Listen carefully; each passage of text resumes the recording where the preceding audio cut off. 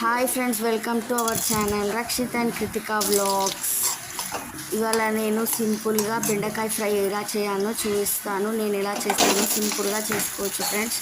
కడాయి పెట్టుకొని కొద్దిగా అందులో ఆయిల్ పోసి మినపప్పు వేసుకోవాలి. మినపప్పు వేగిన తర్వాత ఆనియన్ వేసుకోవాలి. ఆనియన్ కొద్దిగా బ్రౌన్ కలర్ వచ్చిన తర్వాత బెండకాయ వేసుకోవాలి. బెండకాయ వేసుకున్న తర్వాత కొద్దిగా ఉప్పు పసుపు వేసుకోవాలి. ముందుగానే వేస్తే తొందరగా వేగుతుంది.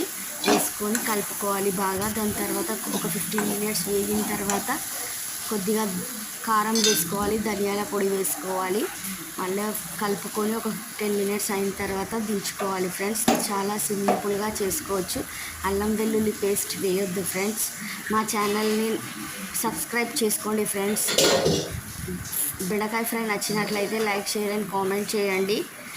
మా ఛానల్ని సబ్స్క్రైబ్ చేసుకోండి. మాకు సపోర్ట్ చేయండి.